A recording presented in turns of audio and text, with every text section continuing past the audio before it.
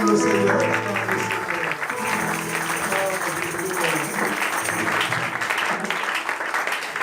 Alléluia. Alléluia. Dis à ton voisin, Dieu est bon pour nous. Surtout pour moi. Ce matin, je suis venu pour expérimenter les bontés de Dieu. Je suis venu dans la maison de la prière. Selon qu'il est écrit que ma maison sera appelée la maison de la prière. C'est pourquoi ce matin, je suis venu disposer mon cœur pour la prière, afin que ma vie, afin que les situations de ma vie se décantent ce matin par la prière. Je veux que tu élèves ta voix et que tu pries en Seigneur, mon cœur dispose mon cœur. Lève ta voix et prie, Seigneur. Lève ta voix et prie ce matin. Lève ta voix et bénis le Seigneur ce matin.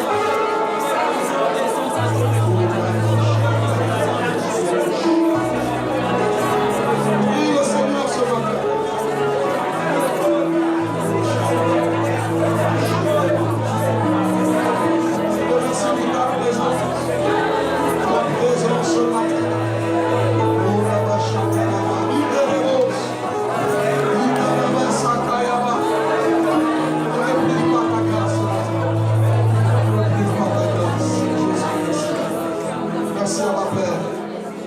Présence au milieu de nous. Nous te célébrons, nous t'exaltons. Au nom puissant de Jésus. Amen. Acclamons très fort le roi. Alors, je vais vous dire que le petit salut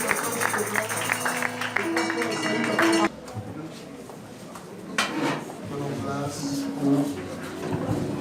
Ce matin, nous avons poursuivi notre message que j'avais laissé aux frères la dernière fois, vous vous souvenez.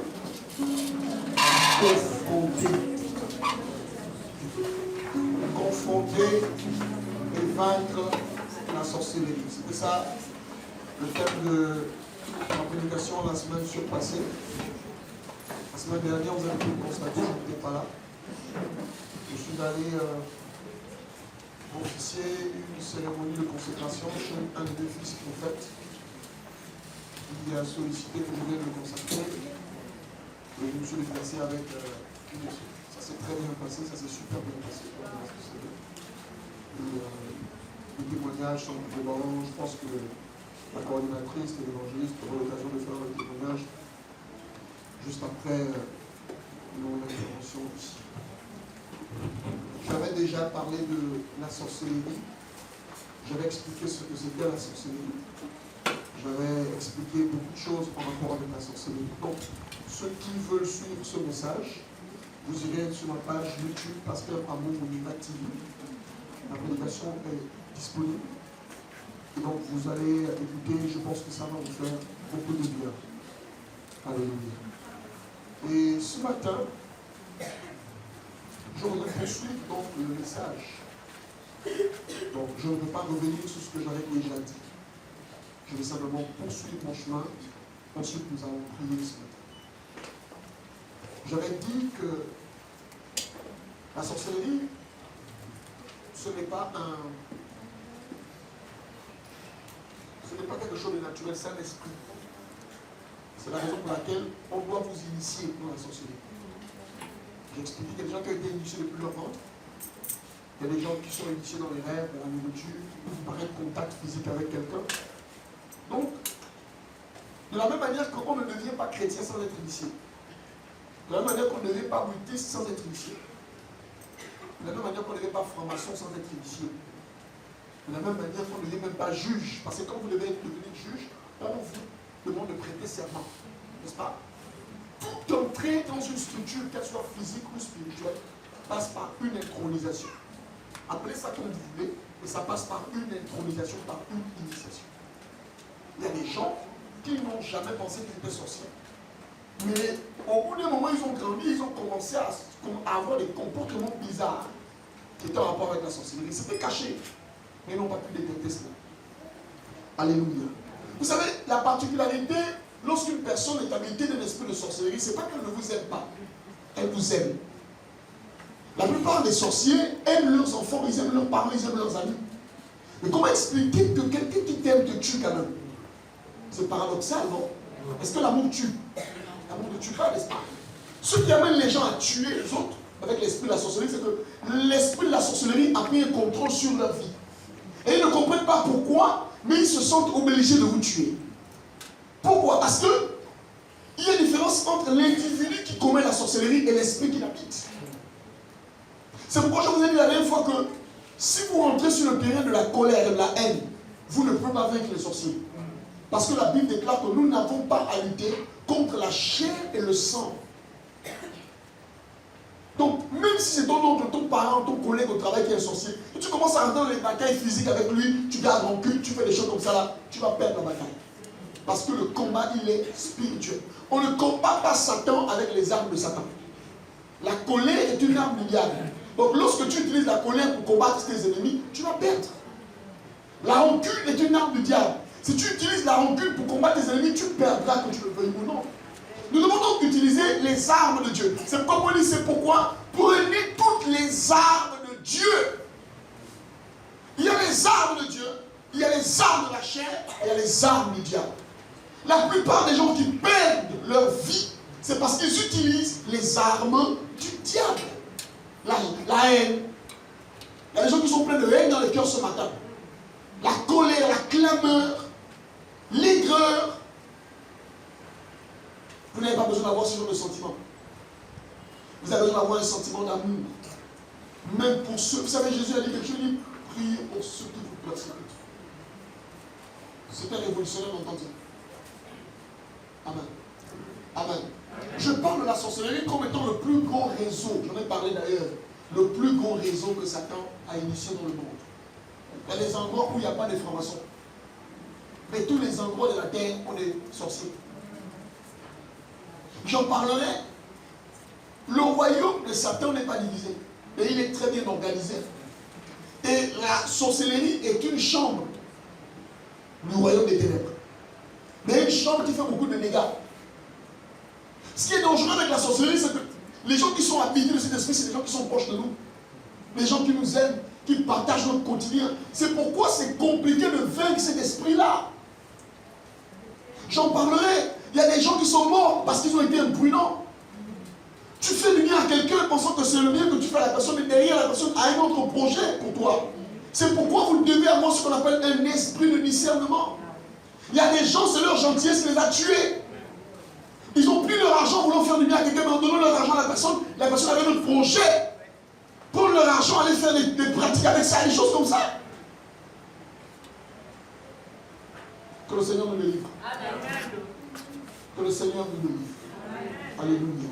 Je voudrais donc, ce matin, que l'on lise Jérémie 33, le verset 3. Levons-nous ici. Jérémie dans le chapitre 33, le verset 3. Nous lisons la parole de Dieu. Oui. Dans Jérémie 33, le verset 3. Invoque-moi. Invoque-moi. Et je te répondrai. Et je te répondrai. Je t'annoncerai des grandes choses. Je t'annoncerai des grandes choses. Des choses cachées. Des choses cachées. Que tu ne connais pas. Que tu ne connais pas. Amen. Amen. Asseyons-nous. Je voudrais m'adresser à tous ceux qui sont là ce matin en vous disant, toutes les prières que l'on fait, ce ne sont pas des prières forcément pour être exaucées. Je reprends. Toutes les prières que l'on fait ne sont pas des prières que pour être exaucées. Il y a des prières que l'on doit faire pour avoir des informations et non l'exaucement. Je ne sais pas si tu m'as compris. Nous les chrétiens, lorsqu'on prie, c'est pour être exaucés. C'est pour que Dieu nous exauce. Mais quand Jésus parle dans Matthieu 7, le verset 7, il dit, quand il explique la prière, il dit cherchez et vous trouverez. Frappez et l'on vous ouvrira. Demandez et l'on vous donnera. Il explique qu'il y a des prières qui consistent à demander. Mais il y a aussi des prières qui consistent à chercher. Ici dans ce texte, Dieu fait la promesse à Jérémie parlant du peuple de Dieu que si vous me priez, je ne vais pas vous exaucer. Parce que vous n'avez pas besoin d'exaucement, vous avez besoin de quoi? De révélation. Il y a des portes de la vie qui ne s'ouvrent pas par exaucement, mais par révélation. Parce que Dieu, que Dieu te révèle une chose, tu sais ce que tu dois faire pour entrer. Église, ne perdons pas le temps qu'à demander à Dieu des choses. C'est le premier niveau de la foi. Seigneur, donne-moi ceci. Seigneur, donne-moi cela. Il y a un niveau où quand tu lui donnes, moi, tu as l'impression que ce n'est pas ouvert. Tu pries, mais c'est fermé. Là, ce n'est plus Seigneur, donne-moi. C'est Seigneur, révèle-moi. Quand c'est fermé, malgré les jeûnes et les prières, quand c'est fermé, malgré les prières, on ne passe plus par la demande, on passe par la recherche. J'ai demandé, mais ça ne vient pas. J'ai attendu, mais ça ne vient pas. J'ai prié, j'ai jeûné, j'ai bâti des hôtels, ça ne vient pas. Ça veut dire qu'en réalité, ce problème-là, tu n'as pas besoin de demander, tu as besoin d'une recherche. Tu as besoin que Dieu te révèle ce qui est caché derrière ce problème. Mais nous sommes tellement paresseux que nous voulons seulement être exaucés. Parfois tu pleures, Seigneur, bénis-moi. Dieu te dit, mais pour que je te bénisse, il faut enlever ça. Mais toi, tu ne veux pas comprendre ça, toi, tu veux que Dieu te bénisse. Frère, à quel niveau tu es dans ta vie? Je vais dire à quel stade d'exaucement tu te trouves dans ta vie. Ne vois-tu pas que tu as beaucoup demandé, rien ne vient? Ne vois-tu pas que tu as beaucoup cherché, tu n'as pas trouvé? Ça veut donc dire qu'il faut commencer à dire à Dieu, Seigneur, montre-moi ce qui est caché derrière ce blocus. Qu'est-ce qui se cache derrière le fait que je ne sois pas exaucé, Seigneur? Qu'est-ce qui se cache derrière le fait que je ne fasse pas des enfants, Seigneur? Qu'est-ce qui se cache derrière le fait que je fais des activités, au départ ça marche, mais après ça ne marche pas, Seigneur? Qu'est-ce qui fait que je rencontre des personnes, parfois, les personnes là sont bien, n'ont pas de problème, mais au bout d'un moment, Seigneur, qu'est-ce qui fait que les relations se brisent? Sans pourquoi qu'il y ait un problème, les personnes me quittent. Seigneur, qu'est-ce qui ne va pas? Qu'est-ce qui est derrière le fait que je n'ai pas d'amitié? Il y a des gens qui n'ont pas d'amis. Ils sont convaincus que les autres sont leurs ennemis. Non, parfois il y a quelque chose qui se cache derrière ça. Et tant que vous ne posez pas de questions à Dieu, vous n'aurez pas de réponse. Quelquefois, ayez le courage de dire à Dieu, Seigneur, j'ai demandé ça, c'est pas venu. Mais je crois qu'il y a un problème. Montre-moi ce qui est caché derrière cette stérilité. Les médecins n'auront pas toujours la solution aux problèmes de stérilité. Les médecins n'auront pas toujours de solution à votre problème de santé. Vous avez pris votre argent, vous avez investi dans la santé, rien ne s'est passé. Ça veut dire qu'il faut que tu changes de méthode. Je suis arrivé à un niveau où j'entendais les médecins dire nous avons tout fait. Cette personne n'a aucun problème médical. J'en parlais avec le pasteur Thibault la dernière fois. Le médecin dit cette personne n'a aucun problème médical. On a fait tous les examens possibles. Cette personne est cliniquement clean. Mais comment expliquer qu'une personne qui est cliniquement clean se retrouve malade? N'avez-vous jamais vu qu'une personne arrive à l'hôpital très souffrante? Le médecin fait tout le bilan, on ne trouve rien.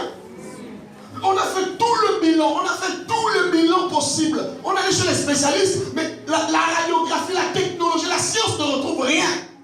Malgré ça, tu insistes à penser que ta solution viendra chez un médecin. Tu bois les médicaments, tu fais de ta maison une pharmacie, parce que tu ne comprends pas qu'au niveau où tu es, il faut que Dieu te révèle ce qui se cache derrière. Ce n'est plus normal. Il y a des situations qui ne sont pas normales. Il faut qu'on se le dise. Et ce matin, je vais rentrer vraiment en profondeur. Je vais vous dire les choses, même si vous ne m'aimez pas. Vous savez, j'ai eu une situation, j'ai ressenti une réaction bizarre. Alléluia. Amen. Alléluia. Amen. Je voudrais qu'on lise ensemble Exode 10, 24 à 26. Exode 10, 24 à 26. Pharaon appela Moïse et dit, Pharaon appelle Moïse, voici ce qu'il dit. Allez, servez l'Éternel. Servez l'Éternel. Et il n'y aura que vos brebis et vos bœufs qui resteront. Et vos enfants pourront aller avec vous. Oh! Moïse répondit, tu mettras toi-même entre nos mains de quoi faire les sacrifices et les holocaustes que nous offrirons à l'Éternel notre Dieu. Oui. Nos troupeaux iront avec nous, Oui. Et il ne restera pas un nombre. Oh! Car c'est là que nous prendrons pour servir l'Éternel notre Dieu. Tu peux t'arrêter par là. Amen. Pharaon, dis à ton voisin, l'esprit de Pharaon, c'est pas bien. Ma soeur, quand tu rencontres quelqu'un qui a l'esprit de Pharaon, c'est grave. Les sorciers ont l'esprit de Pharaon, ils ne lâchent pas. Même lorsqu'ils ont l'impression que ta vie doit commencer à fleurir, ils font tout pour te bloquer. Ils utilisent toutes les ruses, les sentiments, tout pour te bloquer la vie. Moïse est parti en Égypte pour dire à Pharaon, permet qu'Israël soit délivré. Moïse a utilisé un miracle. Pharaon arrive à un niveau où il voit la puissance de Dieu. Il a dit, Moïse, je ne lâche pas. J'accepte. Va, toi et ton peuple adoré. Mais il y a une seule chose qui reste. Tes brebis, tes bœufs. En fait, tu lui dis, sortez vous-même. Laissez votre richesse. Vous savez ce que ça veut dire? C'est très diabolique ça, vous savez. Là où est ton trésor, là se trouve ton cœur. Tu ne peux pas être toi-même sorti et ta richesse est restée quelque part. Tu ne peux pas être sorti d'un milieu et ton avenir est resté dans ce milieu.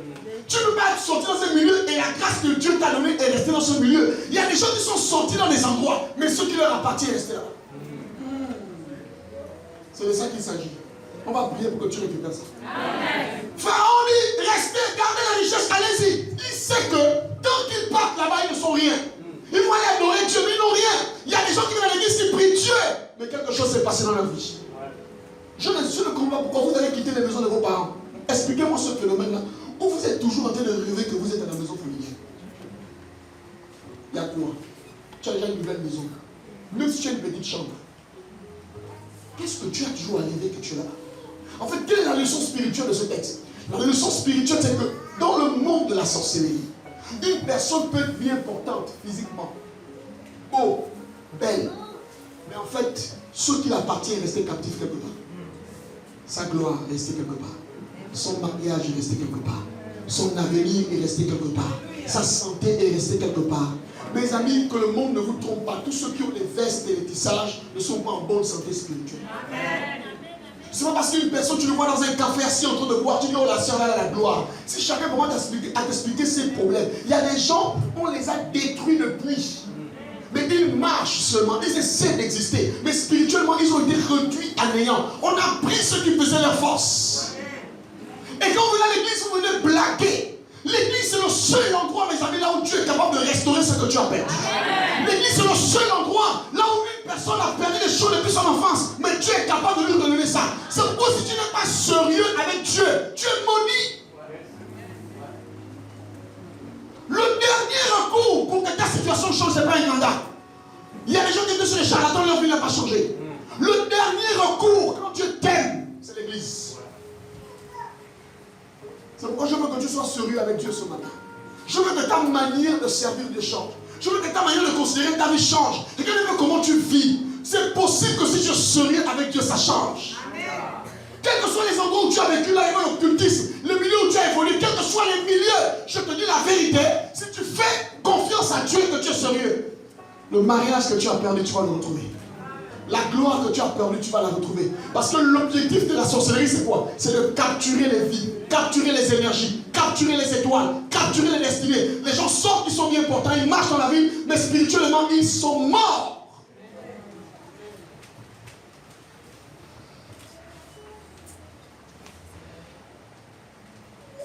Il y a quelque chose qui m'a sidéré. Les mages, des gens qui ne connaissent pas Dieu, ils n'ont jamais été dans une église ni dans une synagogue. Ils vont se retrouver en Orient. Je suis là dans Matthieu 2. Ils sont en Orient, les mages. Étant en Orient, ils voient des étoiles.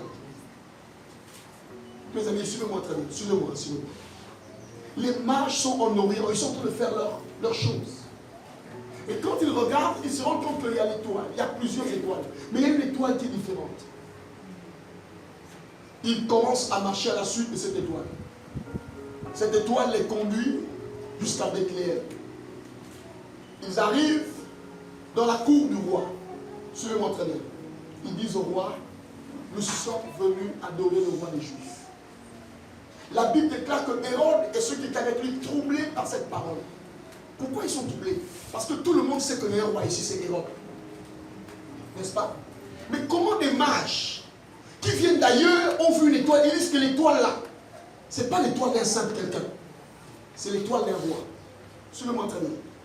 Ça veut dire qu'en réalité, dans le monde physique, on peut te confondre. Mais dans le monde spirituel, on ne peut pas te confondre. Dans le monde physique, on peut confondre un ministre et puis quelqu'un de normal. Parce qu'ils ont tous les vestes. Vous me comprenez? Mais dans le monde spirituel, un sorcier peut savoir qui tu es. Ils ont vu Jésus. Ce n'étaient pas les prophètes. Ce n'étaient pas les gens qui avaient le Saint-Esprit. Mais quand ils ont vu l'étoile, ils ont dit l'étoile là, c'est l'étoile des rois. Ils ont donc vu l'étoile de Jésus. Il dit cet homme là, cette étoile là, annonce qu'il y a roi qui est là. Lorsque tu marches dans la rue, lorsque tu viens au monde, ceux qui ont 4 yeux savent qui tu es. Ils savent que lui là, il est né pour être grand. Lui là, il est né pour être ministre. Ils savent ça. Parce que dans le monde spirituel, la grandeur n'est pas cachée. La plupart des combats que les gens vivent, ils ne vivent pas quand ils deviennent grands. Les combats auxquels tu as été exposé, ça n'a pas commencé quand tu es venu à l'église. Depuis le ventre de ta mère. Depuis le ventre de ta mère. La Bible déclare que lorsque Hérode va apprendre ça, il va être troublé et il va demander qu'on extermine tous les enfants. Tous les enfants. Hérode ne voulait pas tuer les enfants. Hérode cherchait un seul enfant. Celui qui était le roi des Juifs. Donc il y avait un roi qui était assis là-bas. Mais dans le monde spirituel, tout le monde savait que ce n'était pas un roi. Il y a des gens qui occupent des positions qui ne sont pas leur position.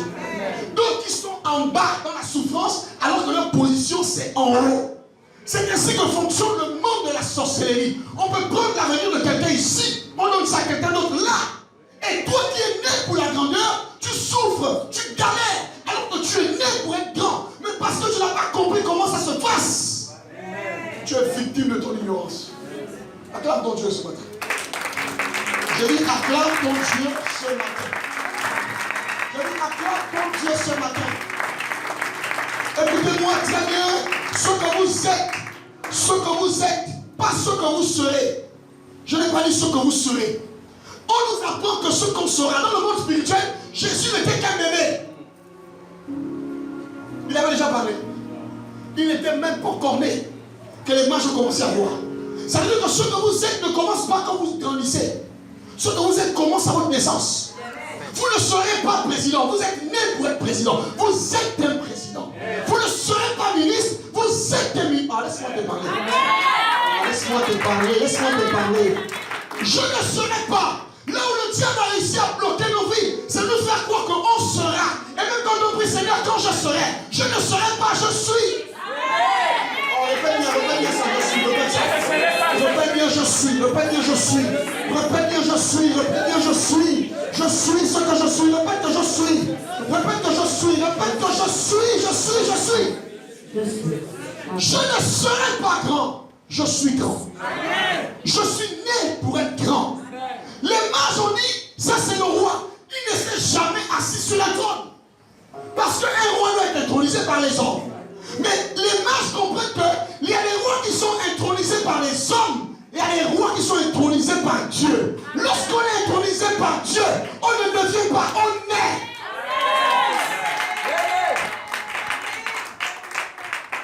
Le monde de la sorcellerie n'attaque pas les gens qui sont. Ils attaquent les gens qui sont. Pour t'empêcher de manifester ce que tu seras. C'est la raison pour laquelle mes amis, il est temps que vous soyez vigilants. Il est temps, je dis souvent aux mères, on n'amène pas son enfant dans n'importe quelle maison, dans n'importe quelle fête. Il y a des endroits où vous ne devez jamais partir. Parce qu'un seul pas à cet endroit, c'est 90% de votre destinée qui est éteinte. Est-ce que je peux prophétiser ce matin? Ah, j'ai envie de parler à quelqu'un ce matin.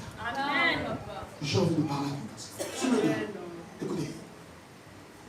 Lorsqu'on sait, lorsque tu nais, ta lumière est vue dans le monde spirituel. On sait qu'un enfant là sera quelqu'un. Ta fille là sera quelqu'un. Et c'est là que les combats commencent. Écoute-moi. Tu as survécu à tant de choses. Peut-être que tu n'es pas au courant.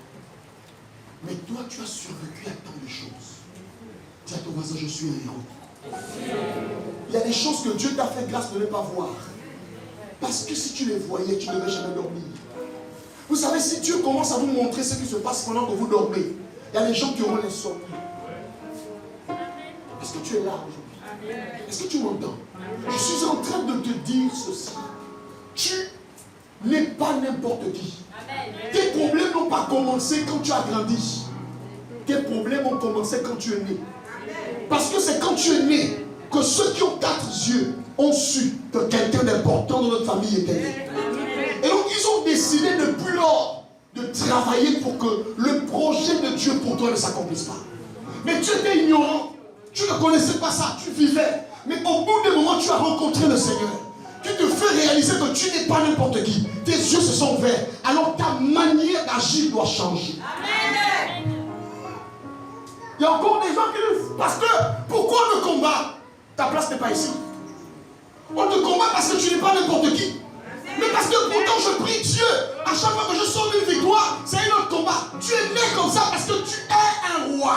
Un roi, ça se combat. Le roi des sorciers se fait en sorte que jamais tu ne t'asseyes sur le trône. Mais j'ai une bonne nouvelle pour toi ce matin. Tu finiras assis sur le trône. Parce que l'Éternel, ce qu'il dit, ça met l'accompli. Par la force des choses. Je parle à quelqu'un sur moi. Tu dis par la force des choses, tu vas t'asseoir là où Dieu t'attend. On est né de la même famille, mais on n'est pas né de la même manière. On est sorti du même ventre, mais on n'a pas la même destinée. On est né de la même famille, mais jamais de la même manière. Les étoiles ne se ressemblent pas. Toi, tu es une étoile qui conduit les nations. Tu es une étoile qui amène la royauté. C'est ça que je suis en train de te dire. C'est ce qui explique tous les problèmes que tu as ce matin. Je te dis que si tu comprends ça, tu vas commencer à monter en dimension. Tu vas commencer à mépriser l'ignominie. Oh, j'aime Jésus, j'aime Jésus. La Bible dit que Jésus a méprisé l'ignominie. Vous savez ce que ça veut dire? Les gens ont tellement persécuté, humilié. Mais Jésus a méprisé ça parce qu'il savait qui il était. Amen. On a craché sur son visage, mais il savait qu'il était le roi. On l'a insulté, mais il savait qu'il était le roi. On l'a déshabillé, mais il savait qu'il était le roi. Il a perdu les relations, mais il savait qu'il était le roi. Il a perdu l'argent, mais il savait qu'il était le roi. On l'a accusé faussement, mais il savait qu'il était le roi. Quel que soit ce que tu vis, si tu sais qui tu es, ce que les gens font autour de toi ne va jamais t'arrêter. Je suis venu ce matin, quelle que soit la multiplicité, les forces des ténèbres, ils ont tout fait pour te faire reculer. Tu ne reculeras plus au nom de Jésus. Oh, je ne t'entends pas, je ne t'entends pas, dire amen. Oh, je ne pense pas que ce message est pour moi ce matin. Je suis venu ici parler à quelqu'un qui a perdu sa lumière.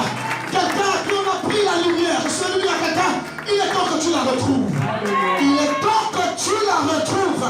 Il est temps que tu saches qui tu es. Tu dois la retrouver. On a fait en sorte que tu ne fasses pas l'école. Mais ils n'ont pas su une chose. L'homme ne réussit pas seulement par l'école. L'homme réussit par le don de l'Éternel. Ils ont fait en sorte que tu ne te maries pas aujourd'hui. C'est trop tard, c'est trop tard. Même à la vieillesse, l'Éternel ouvrira les portes du mariage. Ce n'est pas encore fini. Dis à ton voisin, ce n'est pas encore fini. Dis à ton voisin, ce n'est pas encore fini. La seule chose qu'il peut faire pour toi maintenant, puisque tu as connu la vérité, c'est de te retarder. Mais il ne peut pas t'empêcher de devenir. La Bible a tous ceux qui l'ont reçu, non? Elle a donné le pouvoir de devenir. Lorsqu'on devient enfant de Dieu, on reçoit le pouvoir de devenir ce pourquoi Dieu nous a créés.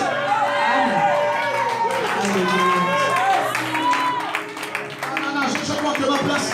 Non, le message là, c'est pas pour moi. Je ne sais pas si tu comprends ce que je suis en train de dire. Je dis, quand on devient enfant de Dieu, on reçoit le pouvoir de devenir. Est-ce que tu peux te lever ce matin? Oui.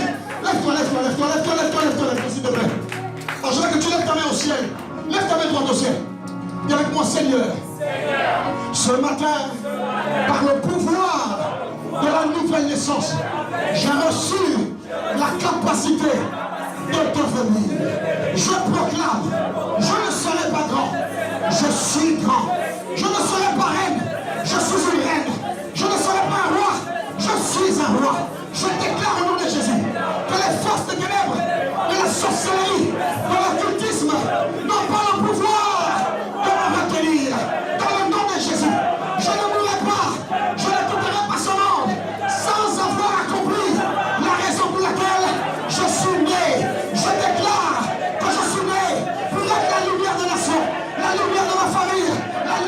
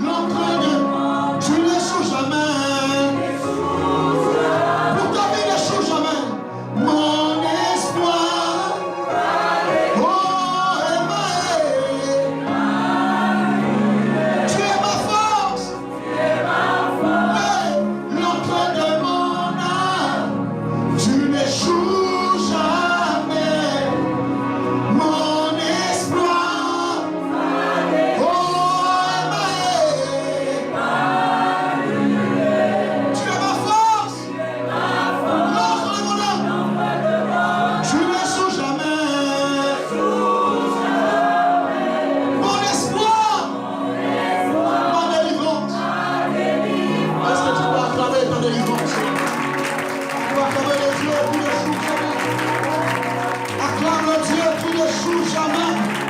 Je dis que l'histoire ne finira pas comme ça. Acclame le Dieu qui ne joue jamais. La chambre à ta assieds-toi. Un jour, Jésus va être amené dans l'esprit, par l'esprit dans le désert de notre monde. Il arrive là-bas et dans Luc 5, je ne sais pas, Luc 5, verset 56. Il arrive à cet endroit et là, le diable commence à parler avec lui et il lui dit, tu vois tous les royaumes là? C'est à moi qu'ils ont été donnés. Et je les donne à qui je veux. Si tu te prosternes et m'adores, je te donne ça. La question est la suivante. Qui a donné cette puissance à Satan? Ce n'est surtout pas Dieu. Ce qu'il a eu de Dieu, il est descendu avec. Mais Genèse nous révèle que c'est l'homme qui a donné à Satan le pouvoir qu'il a aujourd'hui sur nous. Vous voulez savoir pourquoi, malgré le fait que vous soyez chrétien, les sorciers ne vous lâchent pas? Parce que le seul moyen de survie du royaume des ténèbres, ce sont les énergies des hommes. Je vais t'expliquer ça. Dieu ne t'a pas, le diable ne te combat pas parce que tu es chrétien. Il faut que vous arrêtez ça. Il y a des gens qui ne sont pas chrétiens mais qui sont victimes des assauts du diable. Satan n'en veut pas qu'aux chrétiens. Satan en veut à la race humaine. La seule manière pour que le royaume des ténèbres prospère, il faut prendre les énergies des gens. Il faut prendre leur dimension. Il faut prendre leurs étoiles. Ça veut dire que si Satan ne fait plus ça, son royaume n'avance pas. Donc nous sommes dans un combat de vie ou de mort. Pourquoi malgré le fait que tu vois le feu, les gars ne te lâchent pas? Ta propre mère qui te porte 9 mois dans le ventre. 9 mois dans le ventre, elle te porte. Et c'est ta propre mère qu'il faut le remplir. Elle t'a nourri, elle t'a mis au monde, elle t'a élevé, elle t'a gardé. Demain elle te tue. Qu'est-ce qu'il peut faire ça? Qu'est-ce qu'on leur promet autant qui peut dépasser l'amour d'une mère vis-à-vis d'un enfant? Mais qu'est-ce qu'on promet aux sorciers pour empoisonner les gens avec qui ils sont bien? Qu'est-ce qu'on promet aux sorciers pour bloquer l'avenir des gens avec qui ils ont grandi? Il sait que si tu réussis, demain lui aussi va réussir. Mais volontairement, il y a quelque chose de beaucoup plus grand. L'enjeu est spirituel. Bien aimé, en Afrique, quand on te dit que c'est lui le sorcier, tu vas même rire. Il n'a rien. Il ne mange même pas parfois. Il est pauvre.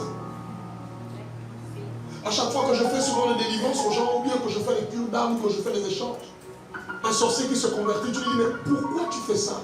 Il te dit, pasteur, dans le monde là-bas, quand tu fais ça ici, dans le monde là-bas, tu as beaucoup de choses. Tu as emmagasiné les étoiles de tes enfants, au point que personne n'a même la capacité de travailler. Tu pouvais souffrir sur la terre, souffrir, parce que la nuit, quand tu t'envoles, comme un cafard, tu es riche.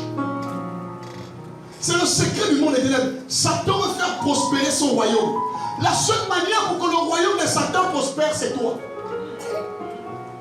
Il faut qu'il réussisse à prendre ce que Dieu t'a donné. Si tu ne te fâches pas, en disant pour moi on ne prend pas, ils vont se servir.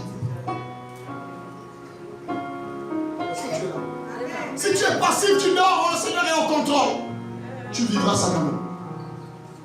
Parce que toi-même, quand tu te mets devant une glace, tu te regardes, tu sais toi-même au fond de toi que ce n'est pas ton niveau. Tu sais toi-même au fond de toi que ce n'est pas là où tu dois être. Toi-même avec ta conscience, tu sais ça. Tu sais toi-même qu'il y a quelque chose de bizarre. Mais il y a des gens, pasteur Thibault, ils ne veulent pas regarder ça en face. Si tu leur parles de ça, ils pensent, ça les gêne, ils pensent que tu les accuses ou tu accuses leurs parents. Toi-même, quand tu vois ta vie, tu ne sais pas que ce n'est pas normal. Tu as besoin qu'on te renseigne que ta situation n'est pas normale. Toi-même, quand tu te regardes, tu ne sens pas que ce n'est pas bon. Et qu'il faut que tu te bouges. Satan ne va jamais arrêter de vous traquer. Jamais. Parce que ça fait en sorte que son royaume progresse. Donc, soit c'est toi, soit celui-ci.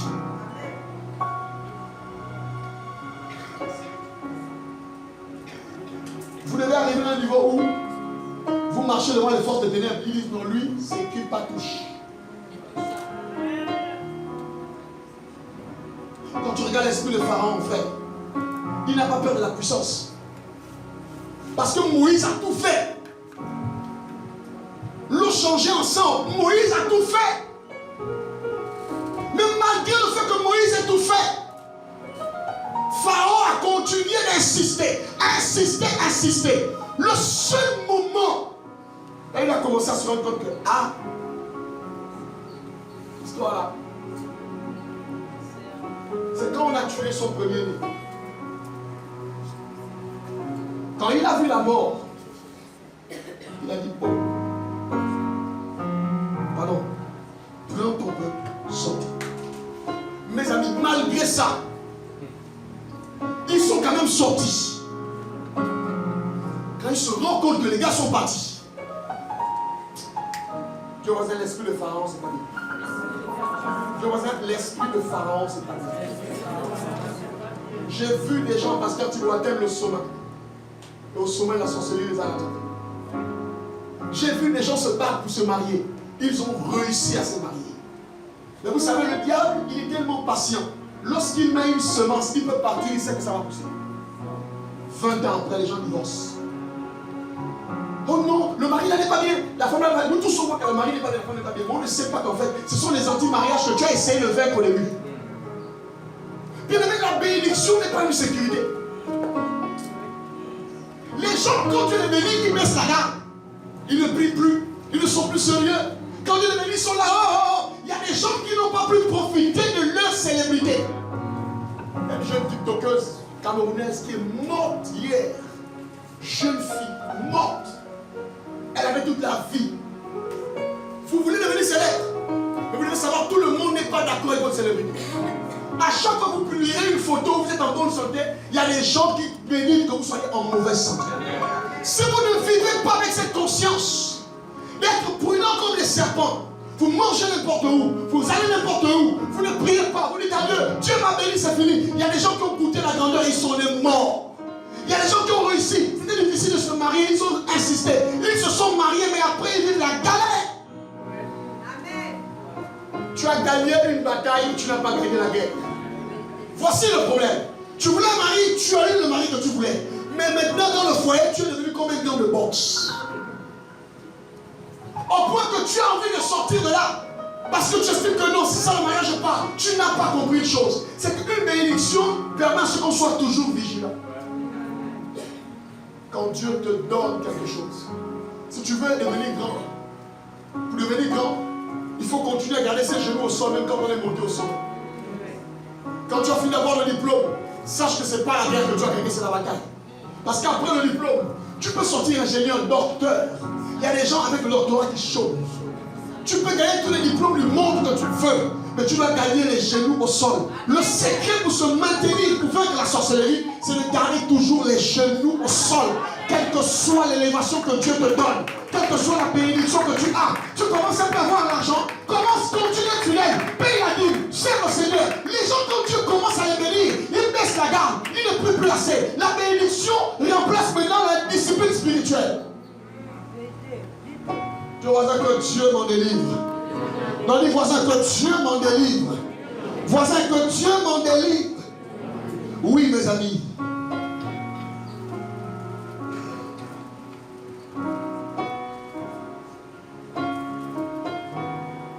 L'objectif du diable, et on en parle, c'est de faire en sorte que tu ne te déploies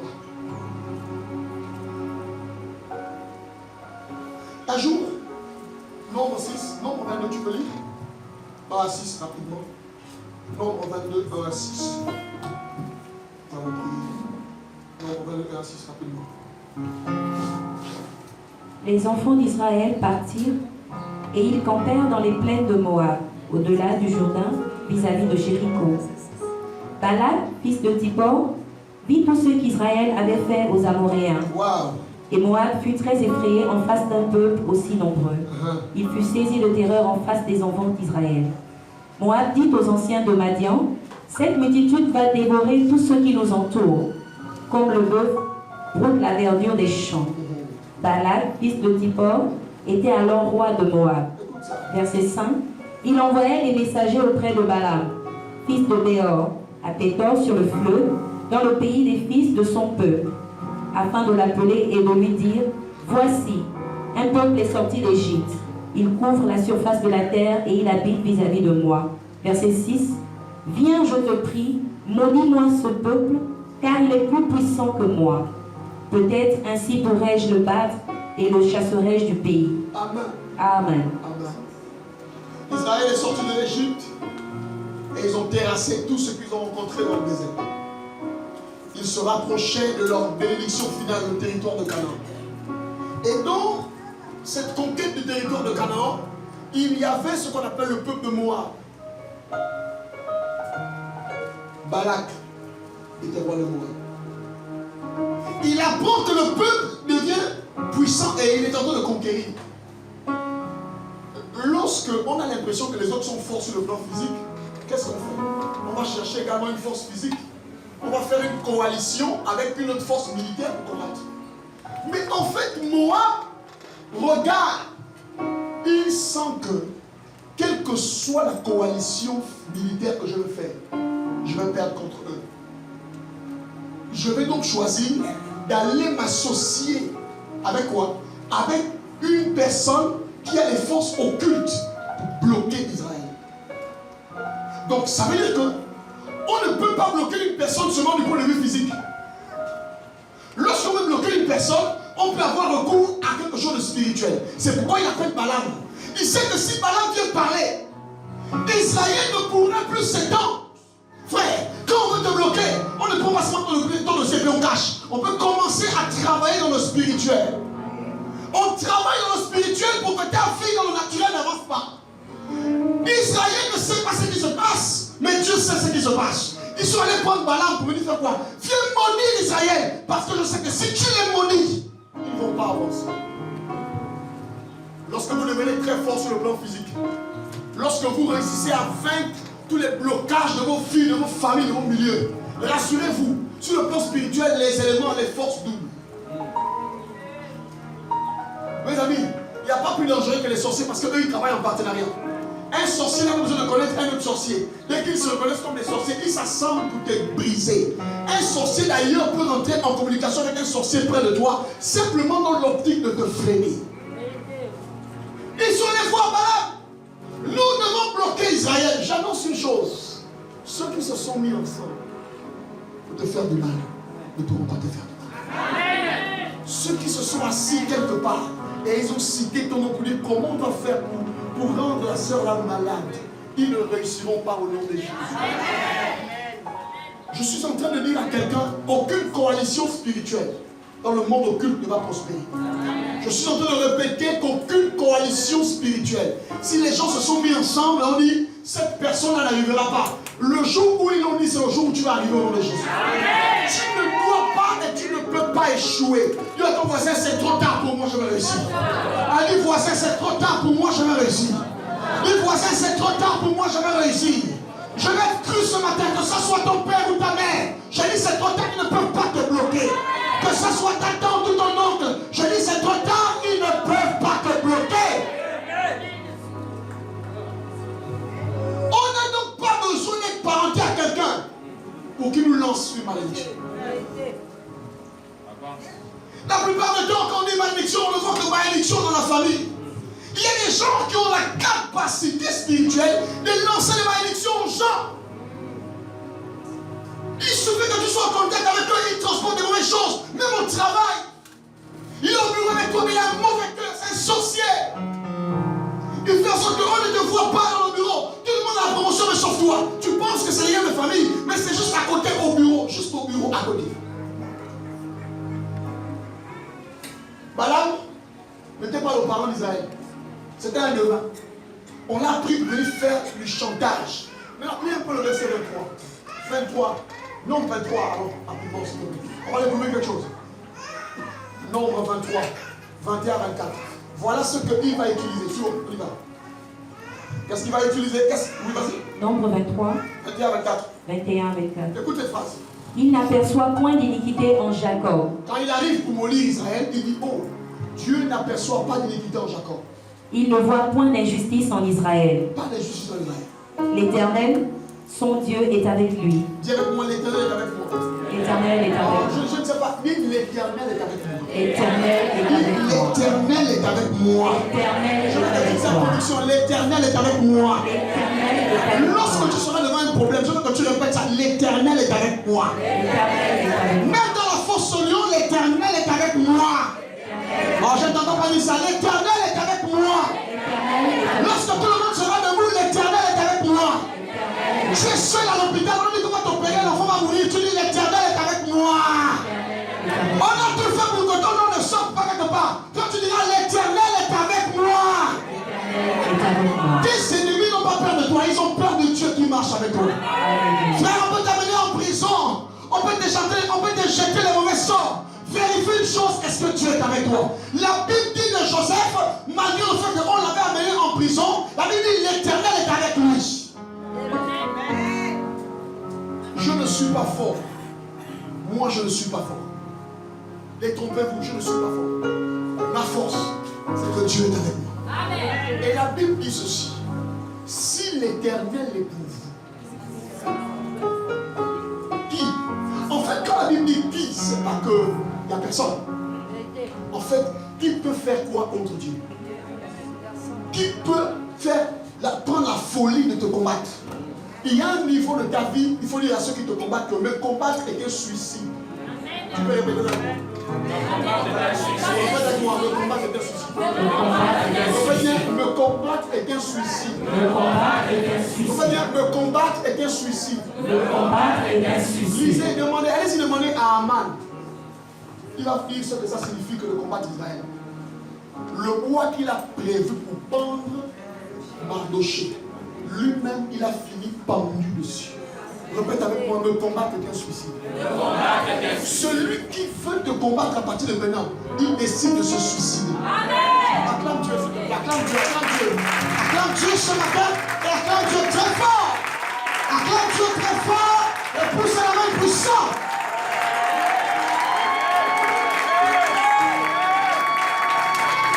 Frère, ton amène est en train de te faire accoucher une bénédiction. Ton amène est en train de te faire accoucher un succès. Ton amène te fait accoucher une gloire. Ton amène te fait accoucher une promotion. Une élévation. Je dis ton amène, ton amène, ton amène. Aujourd'hui, ton amène fait quelque chose. Sur le plan spirituel, ton amène est en train de faire quelque chose. Ton amène est en train de faire quelque chose. Sur le plan spirituel, la gloire est en train de naître. Les barrières sont prises dans le nom suprême de Jésus. Tu n'as pas le choix que de réussir. Tu n'as pas le choix que de marcher comme une biche sur tes lieux élevés. Tu n'as pas le choix. Qu'est-ce qui va se passer? Il va dire quelque chose de fort. On y va. Il est son roi, l'objet de son allégresse. Dieu les a fait sortir d'Égypte. Il est pour eux comme la vigueur du buffle. L'enchantement ne peut rien contre Jacob, ni la divination. Le prophète regarde, il dit, Dieu est pour eux comme la vigueur d'un buffle. Le buffle symbolise la force. Écoute-moi très bien. Tu as beaucoup pleuré pour ta situation. Tu t'es beaucoup lamenté. Mais lorsque tu pleures, ça n'honore pas Dieu. Il faut arrêter de pleurer. Dieu est pour toi comme la vigueur d'un buffle. Ça veut dire que même lorsque tu es au plus bas de ta vie, ne permets pas à tes ennemis de voir tes pleurs. La seule personne qui a désormais le droit de voir tes pleurs, c'est Dieu. Je prie Dieu que tu apprennes à pleurer devant lui. Lorsque tu sors de sa présence, tu es sur tes larmes. Et tu marches avec puissance et force. Ne donnez pas aux ténèbres l'occasion de voir vos pleurs, de voir que vous manquez d'argent, de voir que vous avez des soucis. Lorsque vous êtes face aux ténèbres, tu dis je vais bien. Est-ce que tu es là ce matin? Est-ce que tu parles quand même Seigneur ce matin? L'esprit de pleurs est fini. Habille-toi bien, sors, danse, mange. Que ton attitude effraie le monde des ténèbres. Pendant qu'ils sont en train de concocter les plans contre toi, mais c'est vraiment pourquoi tu es toujours heureux. Ils ne comprennent pas le secret de ton bonheur. Parce que lorsque le diable t'attaque, il vérifie sur le plan plan physique, si tu as réagi, si ça réagit, mais quand il faut que sur le plan physique, il y a une réaction différente, il se dit, mais non, quelque chose est passé. Ça n'a pas marché. Ton sourire est une arme de dissuasion. Ton élégance est une arme de dissuasion. Vous savez que quelquefois les braqueurs, quand tu as la route et que tu as une folie, cravate, veste, et que l'autre a une culotte baggy, ils ne braqueront jamais l'homme à la culotte baggy. Parce qu'ils savent que le gars là, il est gueux, mais il n'a rien. Mais ils viendront vers toi pourquoi? Parce qu'ils savent que les habits là signifient l'argent. C'est comme ça sur le plan spirituel. Lorsque tu présentes un aspect aux gens, tu leur dis je vais bien. Je vais très bien. Arrêtez d'être malheureux, oppressé, dépressif, d'être bizarre. Soyez beau et marchez en nouveauté de vie. Acclame le Seigneur, s'il te plaît.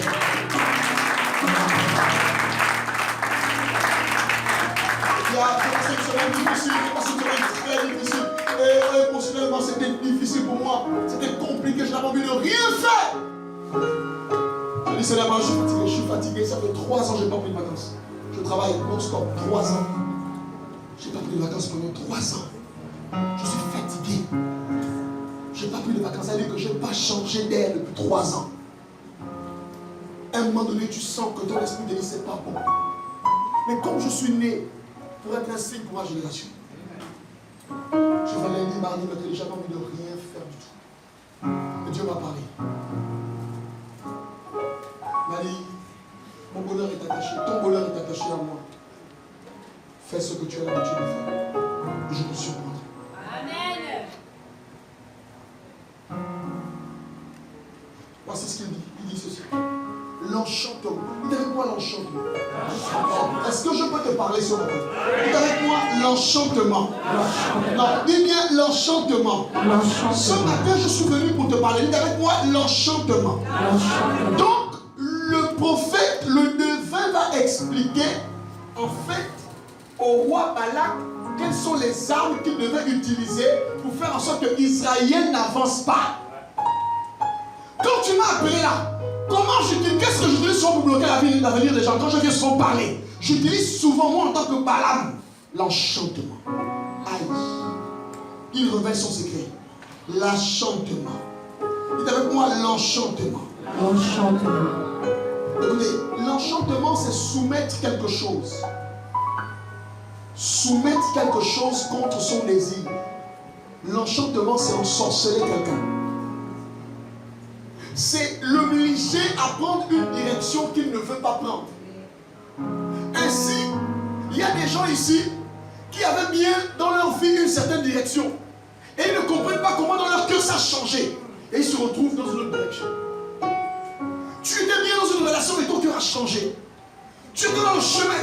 Lorsque le diable te voit en train d'aller dans le chemin de ta bénédiction, il crée une chose et ton cœur change. J'ai découvert quelque chose. Je parlais avec le pasteur Thibault, on en a parlé vendredi. Le psaume 84, le verset 5. La Bible dit ceci. Ceux qui se confient en l'Éternel, ils trouvent dans leur cœur des chemins tout tracés. Ça veut dire quoi? Pour que vous soyez capable d'arriver là où Dieu vous attend. Dieu ne vous parle pas dans votre tête. Dieu met dans votre cœur des sentiments. Il te dit, pars là-bas, va comme ça. Va prier là-bas, fais comme ça, rencontre quelqu'un, ça se passe dans ton cœur. C'est la raison pour laquelle pour détruire la vie de quelqu'un, on travaille dans les cœurs. Il y a des gens à qui on a jeté le voile dans le cœur. Ça veut dire que tu n'as plus envie de rien faire. Tu gagnes l'argent, tu dis que c'est pour le commerce, tu ne sais pas ce qui se passe, mais tu prends l'argent, tu manges. Est-ce que tu es là ce matin? C'est-à-dire que tu as préparé une chose que tout le monde sait que c'est ce que tu vas faire, mais tu ne sais pas comment tu arrives à faire le contraire de ce que tu as prévu. La plupart des problèmes que tu as dans la vie, c'est parce que ton cœur a changé. Ce que tu avais décidé de faire au départ, c'est pas ça que tu as fini par faire. Tu étais bien. Tu commences à devenir nerveuse, impolie. Je ne veux plus, je ne veux plus, je ne veux plus. Tu commences à dire, moi, en tout cas, je ne peux me marier. Personne ne t'abolit. Mais tu en as ta bouche parce que ton cœur a été travaillé. Je prie Dieu que ton cœur soit libéré au nom de Jésus. Les gens qui sont victimes de l'ensorcellement, on appelle ça l'enchantement. Ça veut dire quoi? Parfois Dieu met, on va en parler, Dieu met les gens bien sur ta route. Mais tu as des problèmes avec tout le monde. Sauf que parmi ceux avec qui tu as des problèmes, il y a ceux qui sont destinés pour t'amener à la royauté. Dis à ton voisin, ton cœur, est-ce que ton cœur est bon? Quand le diable veut bloquer une vie, papa, il travaille le cœur. Il y a des gens, c'est ça que Jésus a dit. Il dit que la vie sort du cœur. Le bonheur sort du cœur. Ainsi, il y a des gens qui étaient nés pour les grandes études. Un matin, le cœur a noirci, ils ne partent plus à l'école. Ce qui s'est passé, c'est qu'on l'a fait l'enchantement. Le cœur a noirci. Tu ne sais pas ce qui te passe, que toi tu prends les mauvaises décisions. Là où il y a les problèmes, c'est là où ton cœur aime t'amener. Ton cœur ne t'amène jamais là où c'est bien. Même les rencontres que tu fais, les rencontres c'est bon après ça finit mal, c'est ton cœur. Mais ce matin, je suis venu prier pour que ton cœur ne subisse plus l'enchantement. Je répète, ton cœur ne doit plus subir l'enchantement. Vous savez, même le genre de boulot que tu choisis, parfois on travaille ton cœur. On t'amène à aller faire un travail bizarre qui n'est pas destiné pour toi. Et tu te voilà maintenant épanoui dedans. Tu es même content. Ton cœur. Il y a des gens qu'on appelle. Ça fait longtemps que tu n'es pas allé dans le terrain là. Tu ne sais pas maintenant tous les jours, tu occupes de ton cœur, tu vas là-bas. Va là-bas. Vas-y. Vas-y. Belle peinture. Belle peinture. Belle peinture. Belle peinture. Ah, je ne sais pas, mais mon cœur. Je ne sais pas, c'est Dieu, hein. C'est Dieu qui m'appelle à la belle peinture, c'est pas Dieu. Il y a un rendez-vous avec l'occultisme. Il y a un rendez-vous avec un blocage. Et tu ne sais pas ce qui se passe. Ton cœur est en train de te trahir. Tu penses que c'est ton cœur qui veut partir là-bas. En fait, on a incité ton cœur. On a fait ce qu'on appelle une incantation. On a convoqué ton esprit quelque part.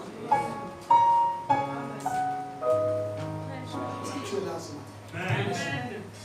matin. Si tu es là aujourd'hui, c'est parce que ton cœur a fait les mauvais choix. Quand même tu vois bien les hommes, tu sais que lui là n'est pas bien. Il n'y a aucune garantie. Il ne t'aime pas. Tu sais ça. Mais tu es naze. Tu es dans le bois. Ou même le bidon. Ou même la vipère. Mais à la fin, tu vas quand même regretter. En fait, c'est ton cœur. Lorsque on donne à quelqu'un un esprit d'anti-mariage, on te donne un cœur de prostituée. Tous les hommes te plaisent. Et la plupart des hommes qui te plaisent, c'est des hommes bizarres. Est-ce que je parle à quelqu'un ce matin? Oh, mais est-ce qu'il y a ma prédication? Mais acclame le Seigneur. Comment toute une fille, tu vas être invisible aux bonnes personnes. Et que les bonnes personnes passent, ils ne te voient pas. Mais tu es seulement visible aux personnes bizarres. Tu vas faire des marchés sur les gens qui ne vont jamais te payer. Avec tous les gens qui nous donnent les marchés. On donne les marchés, mais toi quand tu arrives, c'est les gens qui ne te donnent jamais l'argent. Toujours l'argent en petite coupure. Oh, viens-moi ton cœur. Dis voisin ton cœur. Quand l'envoûtement, c'est quelque chose de fort. Quand une femme est envoûtée, c'est la guerre dans le foyer ou un homme. Là où il n'y a pas le problème, c'est seulement le téléphone qu'on a déplacé. On va faire pendant un mois le problème sur le téléphone.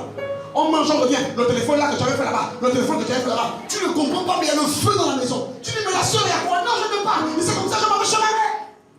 On l'a convoqué. On l'a appelé chez sa mère. Elle prend ces choses à part. Lorsque vous épousez une femme qui a tendance à vous rappeler qu'elle doit aller chez sa mère, c'est mon frère, fait un travail dans son cœur. Parce qu'elle a travaillé son cœur pour que chaque chose elle repart dans la maison de maman. C'est pas ta mère qui t'a épousé, c'est toi qui t'as épousé. Quand tu pars chez ta mère, c'est moi qui dois t'en autoriser. Oh, tu veux me séparer de mon père et de ma mère? Envoûté. La Bible dit c'est pourquoi l'homme quittera son père et sa mère. Il s'attachera à sa femme. Lorsqu'on est marié, ton premier parent c'est ta femme et c'est ton mari. Ça vient après. Mais il y a des gens qui sont mariés et qui sont attachés ailleurs. On ne peut pas être attaché à deux endroits, c'est pas possible. On doit se détacher pour s'attacher. On ne peut pas être attaché à deux endroits, c'est pas possible. Pourquoi l'envoûtement? Oh, que Dieu vous donne l'esprit de Rebecca. Je dis que Dieu vous donne l'esprit de Rebecca. J'ai dit les femmes, que Dieu vous donne l'esprit de Rebecca. Rebecca était une bonne épouse. Elle n'avait jamais vu Isaac. Lorsque le serviteur est venu, dès qu'il a payé la dot, les parents ont dit non, mais il faut encore qu'elle reste avec nous quand même pour elle. On va quand même rester avec elle. Le gars dit non, elle a été notée par. On dit on va la faire venir. Viens maman, viens. Tu décides quoi? Tu pars ou tu restes encore avec nous? J'aime Rebecca. Elle dit moi je pars. Elle ne connaît personne. Elle dit, moi je pars. Elle soulève ses bagages et part. Que Dieu vous donne l'esprit de Rebecca. Je suis en train de te parler, ma soeur. Que Dieu te donne l'esprit de Rebecca. Tu es capable de partir. Même si tu as vécu 9 fois, 40 mois devant de ta mère. Dès que tu es marié, la bénédiction vient parce qu'on sait partir. Tu es avec une femme qui n'entend avec vous-même regrette de quitter. Elle a de temps en temps envie de repartir. C'est pourquoi on doit vous délivrer avant de vous marier.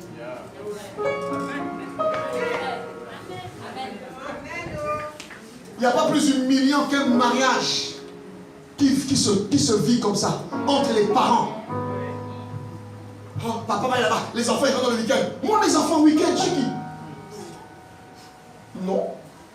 Chacun élève ses enfants. Quand moi, élevé, je partais avec un qui? Mes parents m'ont assuré. Il ne faut pas fatiguer les gens. Garde tes enfants. Amen. Oh, est-ce que vous êtes là? Les grands-mères, vous aimez ça. Vous allez avoir le petit-fils. Arrêtez ça.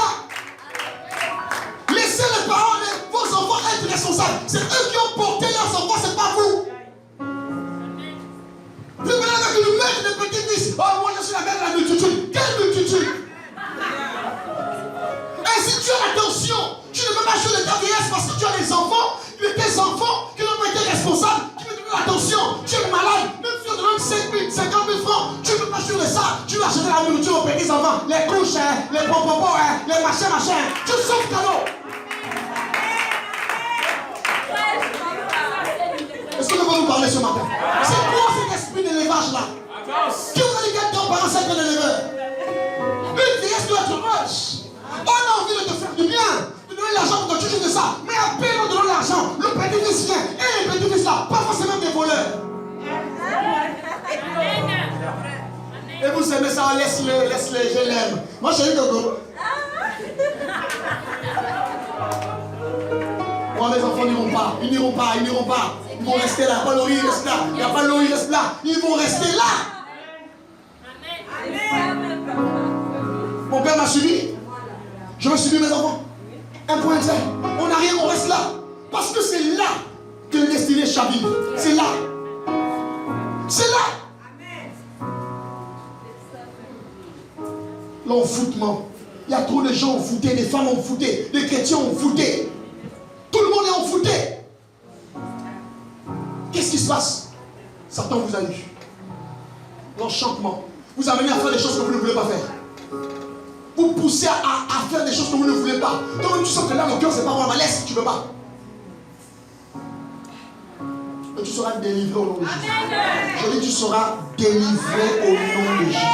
Je dis, tu seras délivré au nom de Jésus. Est-ce que tu peux acclamer le Seigneur ce matin?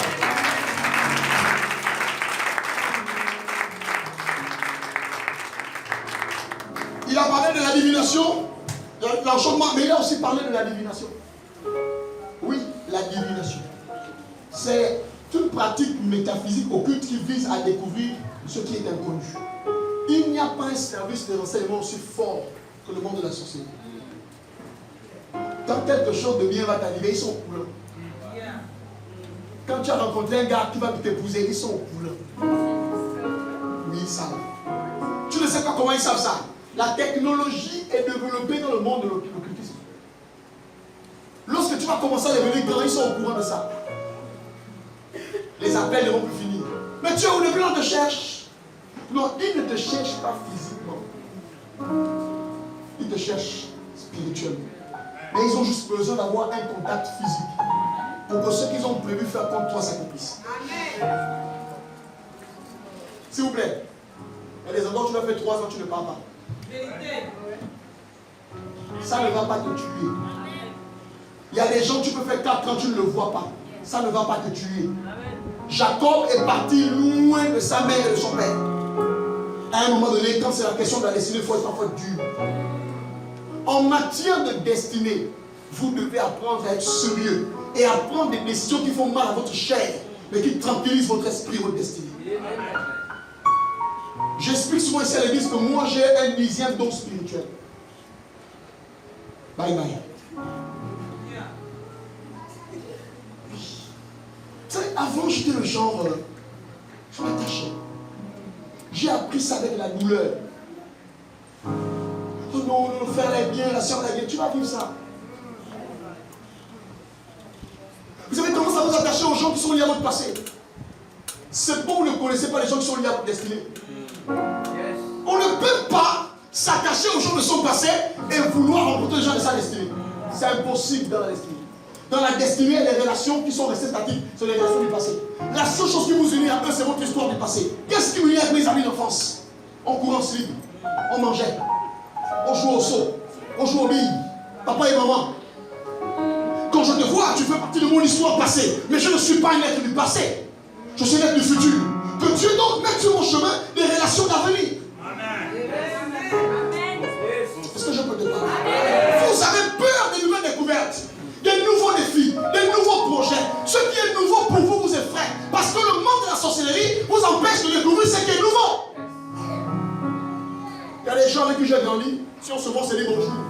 Ni plus ni moins. J'ai rencontré hier un de mes petits avec qui j'étais en terminale, qui est en Chine aujourd'hui. Il est en Chine, il a appris en Chine, il m'a rencontré. Bonjour, pasteur. Comment ça va? Oui, ça va, venez sur Facebook. Il est sur Facebook, on est des amis. Ça s'arrête là, bonjour, bonjour. Ce que tu fais, ce que je fais, on appelle si j'ai un besoin, je vais t'appeler, tu m'appelles. On va pas me dire, bon, les anciens amis, le terminal, restons là. On amène ça. On amène ça. La divination. C'est pourquoi, très chers parents, très chers amis, vous devez apprendre à fermer vos bouches. Vous parlez un peu trop vite. Internet est venu gaspiller la vie. À peine tu as rencontré une fille qui se met sur WhatsApp. Tu publies sa photo. Tu ne l'as même pas mariée. Oh madame, moi-même. Et vous vous étonnez de ce que ça n'aboutisse pas. Vous ne connaissez pas la discrétion. Mon Dieu, Internet est venu tout gaspiller. Tout gaspiller. Tu as mangé dans un restaurant, on n'est pas obligé. Écoutez, arrêtez de trop filmer la nourriture. Ça dérange les gens qui ne mangent pas au restaurant, ils peuvent te tuer à cause de ça. C'est vrai. C'est Charles. Écoutez-moi très bien, écoutez-moi très bien. Votre bonheur peut déranger beaucoup de personnes. Il faut apprendre à être discret. Hein? Écoutez, il y a des fiançailles qu'on ne publie pas. Il y a des gens qui vont rester fiancés jusqu'à la carrière dans les fiançailles. Il y a des fiançailles qui doivent rester incognito. Quand moi je me suis fiancé dans l'église là, il n'y avait que lui. Et elle. Depuis quelques années qui t'opposent. Aujourd'hui là, fiançailles a dépassé mariage. C'est quoi? C'est quoi? Votre relation est en constat de manque verte. C'est comment? Il n'y a même pas encore le noyau. C'est quoi? Et je ne sais pas si je vous parle. Vous pensez que les sorciers peuvent apprécier ça? Appelez discret. Tu peux commencer un boulot pendant 1 an, personne ne sait que tu travailles. Personne ne sait, tu sors le matin, tu vas où? Je m'en vais quelque part, c'est tout. Tu verras, tu filmes. Tu verras que tu n'as aucun stage, hein? Moi dans mon bureau. Mais en stage, on peut te virer.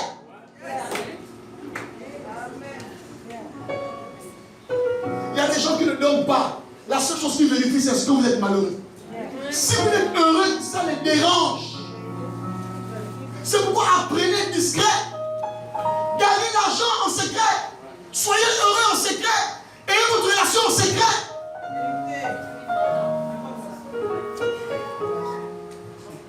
Oh, je sens que il faut que je te présente chez mes parents. Hein? Il faut que je te présente chez mes parents. Ma soeur, j'ai tes parents là-bas, un petit mariage. Tu vas le présenter comment? Il ne reviendra plus. Et que ton père va le c'est toi, mon beau-fils. Ok, d'accord, on va se revoir là. Pense. Dès que tu n'es pas encore révélé avant le combat, mais dès que tu révèles ta bénédiction, le combat commence. Même tes clubs, ça. Il n'est pas. Je sens. C'est un gars qui me draguait à l'époque. Son le gars là me dit quelque chose. On est à l'époque lycée, hein. Si te draguais, tu n'as pas pu être avec lui. Il y a quel problème? On a été tous dragués dans le passé. Si on doit ouvrir les boutiques du passé, qui va s'en sortir? S'en sortiront.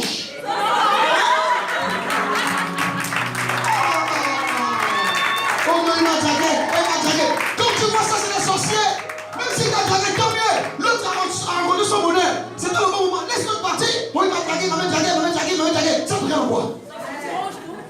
Acclamons le Seigneur.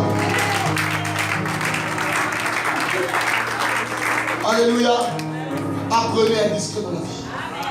Apprenez à être discret dans la vie. Parce que le fait que vous soyez extraverti, parfois ça vous coûte beaucoup de problèmes. Ma prière, c'est que Dieu vous délivre de cela. Ma prière, c'est que Dieu vous donne la capacité de comprendre que le monde des ténèbres cherche à savoir est-ce qu'il gagne encore beaucoup d'argent. Est-ce qu'elle est heureuse? Amen. Amen. Je voulais terminer en parlant des signes et des attaques de la sorcellerie. Il y a des signes. Il y a des signes. Des signes et attaques de la sorcellerie. Vous savez, lorsque vous allez chez un médecin, bon, nous, d'abord, on fait beaucoup d'automédication. C'est pourquoi on a beaucoup de maladies bizarres. Tu commences à avoir mal au dos, tu commences à prendre un médicament contre la douleur. Tu ne sais pas ce que c'est. Peut-être que c'est la faim.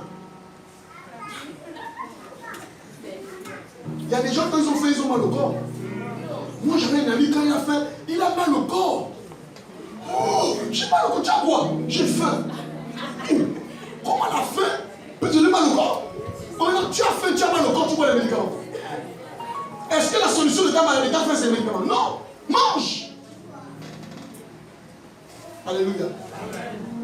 Un jour, je vais raconter mes histoires. Madame avait pris. Je n'avais pas mangé. Toute la journée. Le lendemain, je n'avais pas mangé. J'avais faim. Et je suis parti. Mon oncle aimait boire. Moi, il a le citron avec le piment là. Il aimait ça. Donc, moi, qu'est-ce que je fais?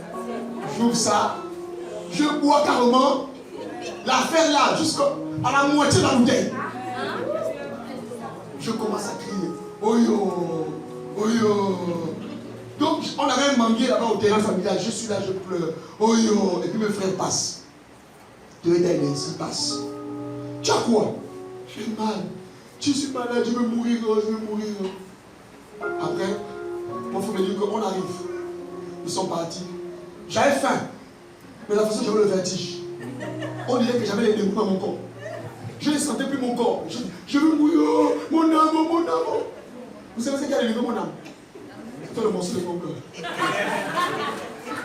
Ils m'ont amené le morceau de pain au beurre. Dès que j'ai mangé ça, mon âme a été. Alléluia. J'avais faim. Voilà comment le pain est venu délivrer pour les larmes. Est-ce que j'avais mal à la larme? Non. Je n'avais pas mal à la larme. J'avais la faim. Il y a des choses, vous savez, lorsqu'il y a une maladie, le médecin doit poser des questions par rapport aux symptômes. Les symptômes peuvent décrire qu'il y a un problème.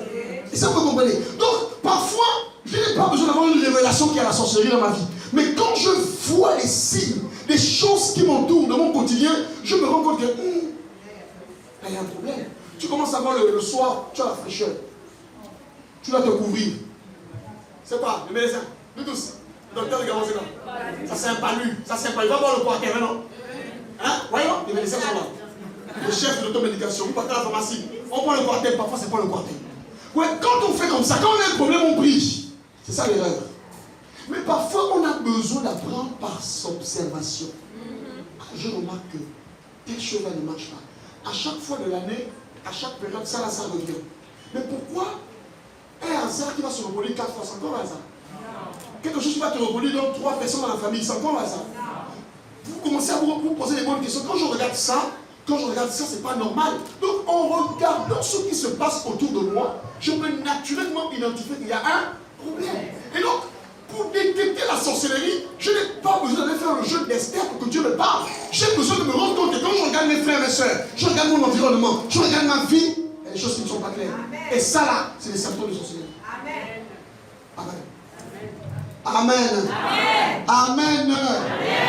Et parmi les premiers symptômes de la sorcellerie, vous savez, quand on parle de la mort, pour vous la mort c'est on t'enterre et puis tu rentres dans la terre.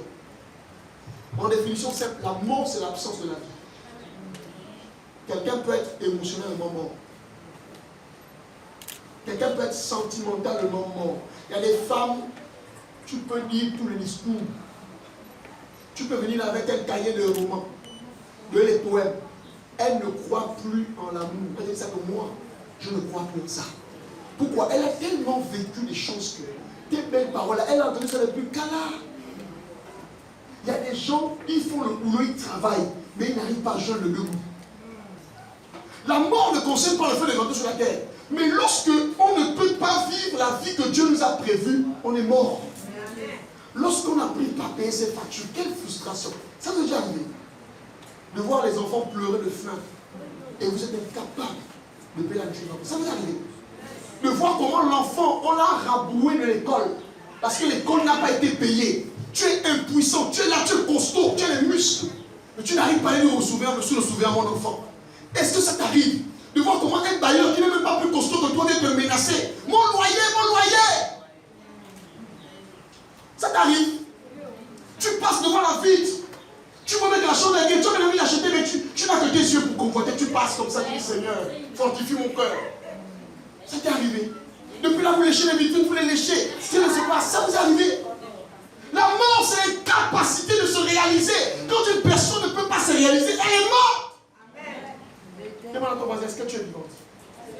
Voisin, est-ce que toi tu es vivant? Il y a des gens qui aiment suivre beaucoup les films. Eux, ils ne se consolent qu'en suivant les films. Parce que pour leur vraie vie, c'est les films. Frère, la mort. Ainsi, quand la sorcellerie arrive dans une vie, la sorcellerie amène la mort. Mais ce n'est pas d'abord la mort pour te faire enterrer. La première chose qui se passe dans ta vie, c'est la stagnation. Regarde ça, stagnation. La stagnation. Vous savez, une personne qui stagne, c'est une personne qui n'évolue pas. Parfois même qui ne régresse pas. Et quand tu parles, comment tu vas? On se maintient. Ceux qui se maintiennent, levez les mains. Vous savez ce que ça veut dire en français, se maintenir? Se maintenir veut dire qu'on n'a pas bougé. Qu'est-ce que ça veut dire? Heureusement qu'il n'y a pas des gens qui se maintiennent ici. Frère, allez, on dit quoi? Non, on se maintient. Moi, je ne peux pas me maintenir. Tu m'entends? La stagnation, c'est le fait de ne pas progresser. Mais on vit quand même. On va au travail, on est là, on est content. Mais en fait, sa vie n'évolue pas. Tu fais des activités, mais tu fais du surplace. Ça ne te génère pas de profit. Tu sais de te battre, tout ce que tu entreprends, tu as l'impression que tu ne te projettes pas. Tu as le don, tu as la chose, tu as bien envie d'avancer, mais ça ne marche pas. Ça, c'est un signe de sorcellerie. Chacun va se reconnaître aujourd'hui. Et tu sais, tu peux rester comme ça pendant 30 ans. Tu peux même vieillir comme ça. Et puis le diable va te donner beaucoup les versets bibliques. Si la prophétie t'a, elle s'accomplira. Elle s'accomplira certainement. Vous savez, dans la Bible, les gens prêchent que les conséquences du péché d'Adam, le péché de ceci, les gens ne pensent pas des conséquences de la prière de Salomon. Il n'y a pas que de mauvais exemples dans la Bible. On a aussi des exemples, les gens qui ont cherché Dieu, Dieu les a bénis. Pourquoi vous voulez nous rabouer l'esprit seulement avec ce qui est négatif? Prêchez-nous aussi comment les gens ont cherché Dieu et leur vie a changé. C'est ce qu'on veut voir. Tous les jours, c'est pas les versets, oh non, l'Éternel châtiera son peuple. Ça, c'est quoi ça? Alléluia. Est-ce que tu vis la stagnation?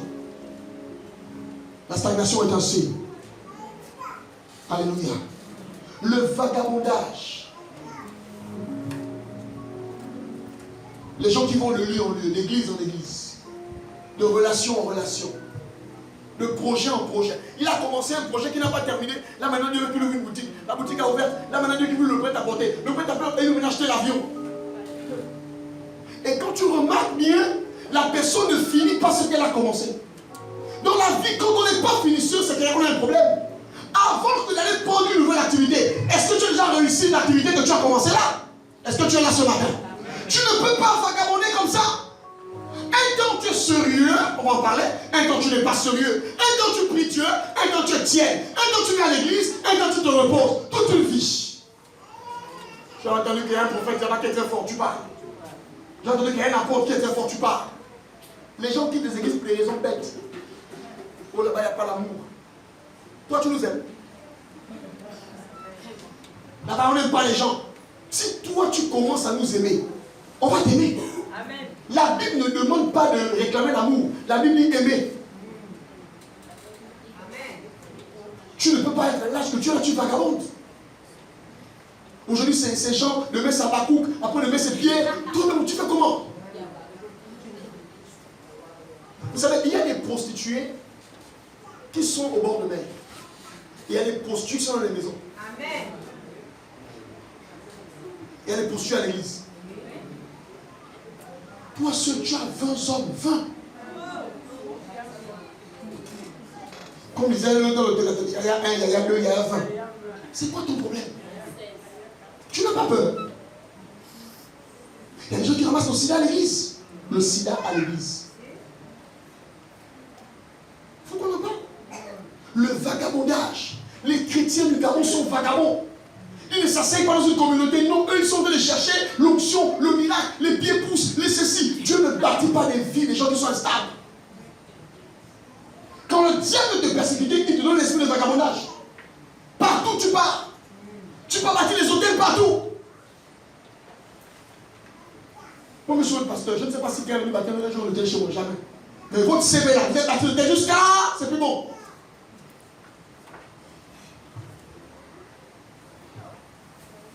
Vous savez, quand on fait asseoir quelqu'un, quand on établit quelqu'un, on le fait asseoir, c'est pour le faire asseoir.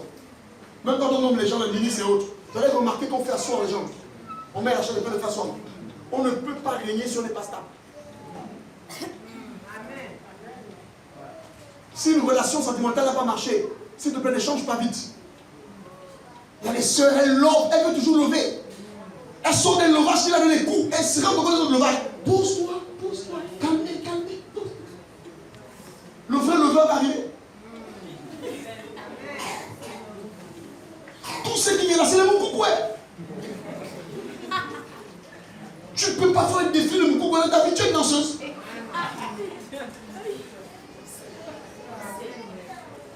Alléluia. Amen. Alléluia.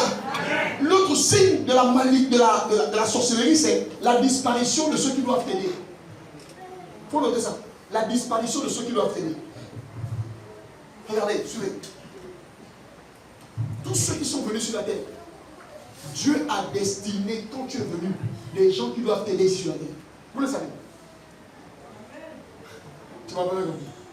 Quand tu es venu sur la terre, ta vie n'est pas un hasard. Il y a des gens que, avant que tu ne sois formé, il y a des gens que Dieu a destinés que eux, ils sont nés pour t'aider. En 2022, tu auras tel problème et c'est telle personne qui va te sortir de là. Dieu a décidé ça. Maintenant, dans le monde de la sorcellerie, on enlève sur ton chemin les gens qui doivent t'aider. Ou parfois, on fait en sorte que les gens qui doivent t'aider, tu aies des problèmes avec eux. Quand tu as un problème avec quelqu'un, tu ne peux donc plus lui demander un service.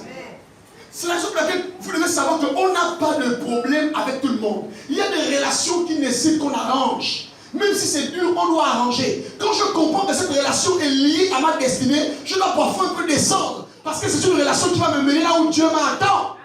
On m'a déjà appelé, je vois des petits blagueurs qui prient dans les églises, même dans cette église, des blagueurs.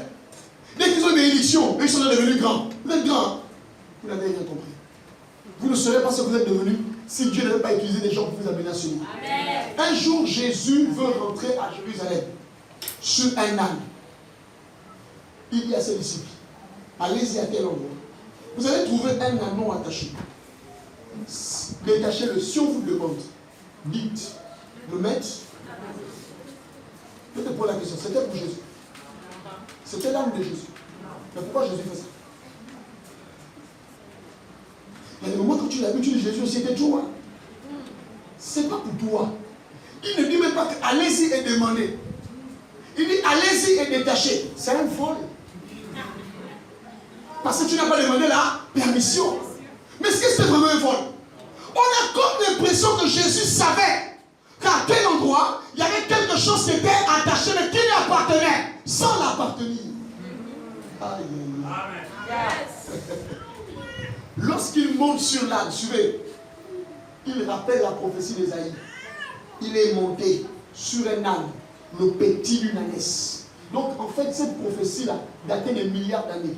Quand Jésus est venu, il savait qu'il y avait quelqu'un là-bas qui appartenait à un anneau, mais ce n'était pas son anneau. Il y a des gens qui ont des choses qui ne leur appartiennent pas, mais qui t'appartiennent. Ils ont ça, ils gardent ça seulement à la main. Oh, j'ai vu des gens prier, ils dorment chez lui comme ça, ils t'appellent, ils disent, pasteur, Dieu m'a dit que je dois donner la voiture là, parce que c'est ta voiture. Il y a des gens qui ont des choses qui vous appartiennent, c'est pas pour eux. Ils ne tiennent que ça sur leur main. Laisse-moi te parler, laisse-moi te parler, laisse-moi te parler, laisse-moi te parler. J'ai appris que Élie a faim, il veut manger, mais Dieu lui dit que va à Serepta parce que j'ai ordonné à une veuve de te nourrir. J'ai ordonné, moi, le Dieu de la Bible, à une veuve de te nourrir. Donc quelqu'un peut avoir faim et sa solution n'est pas dans les prêts par intérêt. Je peux te parler. Nous sommes trop dans ça, dès qu'il y a un problème, prêt. Et on ne peut pas avoir le miracle comme ça. Parce que parfois Dieu veut qu'on soit juste au bout de nous-mêmes. C'est à la fin, lorsqu'on se dit que tout est fini, que Dieu fera un chemin là où tout semble fermé. Tu es rentré dans les dettes un peu trop vite. Tu aurais dû attendre de voir Yahvé Jireh, le Dieu qui pourvoit. Abraham est en train de tuer l'anneau. Tuer son fils, il ne sait pas quel anneau. Mais Dieu dit, lève et se regarde. C'est pendant que tu es en train d'obéir à Dieu que Dieu suscite. Tu n'es pas obligé de rentrer dans les prêts, dans les dettes. Pourquoi? Parce que tu ne comprends pas que sur la terre, il y a des gens que tu as destinés pour te trôner quelque part. Parfois, tu dois comprendre ça. Quand tu pries, tu dis, Seigneur, toutes les personnes qui sont destinées à m'amener à la grandeur, mais qui ont été enlevées, je les rappelle au nom de Jésus. Je les rappelle au nom de Jésus. Seigneur, l'argent que je n'ai pas là, l'argent que je cherche là, c'est dans le compte à banque de quelqu'un. Je prie que tu troubles son sommeil, qu'il m'appelle et qu'il me donne les 3 millions dont j'ai besoin, Seigneur. Il faut commencer à faire des prières audacieuses. Tu commences à prier. J'avais un problème vendredi. Je cherchais 100 000. Et puis je priais. Dieu m'a dit arrête de prier à l'église. Je suis venu ici en boulot. Je me suis assis avec la secrétaire, on a travaillé. Je suis allé chez moi, je suis revenu, on a travaillé. On était là. J'étais au bureau, on a travaillé. J'ai dit, Dieu, j'ai besoin de 100 000. Mon fils travaille. Travaille, c'est moi. 18h, 19h. L'évangéliste Jean, c'est bien quoi il rapporte. Pasteur, il y a quelqu'un là qui veut vous voir. Le Dieu de la dernière minute. Qui veut me voir comme ça? Il y a quelqu'un, vous savez, il y a des gens qui veulent te voir. Tu commences à danser sans la musique. Parce que tu sens qu'il y a une visitation apostolique. Pas du vide, mais apostolique. Et c'est un fils qui vient tout en costard. Inspecteur ses vêtements, il rentre dans le bureau. On commence à parler, on parle. On ne fait que parler. À la fin de la conversation, il me dit, on a dit, je souhaite te voir. Dieu m'a dit que je vais te faire du bien. Parce que tu me fais du bien. Amen. C'est quelqu'un qui est grand dans ce pays-là. On est dans le pays. Il m'a dit, Dieu m'a dit, je vais te faire du bien. Il m'a dit, vraiment. Enfin, je dis, Dieu t'a dit quoi? Qu'est-ce que Dieu t'a dit comme ça? Il y a beaucoup de manières de faire du bien à quelqu'un, mais qu'est-ce que Dieu t'a dit au fond du cœur? Qu'est-ce que Dieu t'a dit? Il sort une enveloppe. Il est venu à la banque dès que je suis BGFI. C'est pas des banques au blague, hein? Pour ça comme ça, il dit, papa, c'est pour toi. Ah, heureusement que la haute secrétaire n'était pas là. Elle priait sur le niveau. Tu as rendu grâce à Dieu. Ça, c'est le prière, on ne prie plus beaucoup. C'est rendu grâce à Dieu. Que te bénisse, mon fils. Qui te compte. Qui te bénisse largement. Pas réussi. Toutes les prophéties que j'avais gardées depuis des années, j'ai dit, mais ça va. Tu es mort. Ouais. Quand j'ouvre l'enveloppe comme ça, il n'y avait pas la musique. J'ai dansé sans la musique. J'ai commencé à dire, il y a quelque chose dans ce... Il est dans le Seigneur. Parfois tu souffres là. Tu dis, je vais les prêter chez qui? Tu as disposé un anneau qui est attaché quelque part. Et autant que maintenant il arrive, je suis venu pour te faire du bien. Dieu connaît tes problèmes. Dieu connaît tes souffrances. Mais la sorcellerie parfois fait en sorte que les gens ne viennent pas t'aider. Quand te vois, tu les énerves. Il y a des gens comme ça là. Quand ils te voient, tu les énerves. Il veut même t'aider, mais tu l'énerves. Il ne sait pas pourquoi, mais tu l'énerves. Je déclare que tu dois plus énerver les gens au nom de Jésus. Tu dois plus énerver les gens au nom de Jésus. Acclame le Seigneur, s'il te plaît. Est-ce qu'on peut prier, moi? Est-ce qu'on peut prier?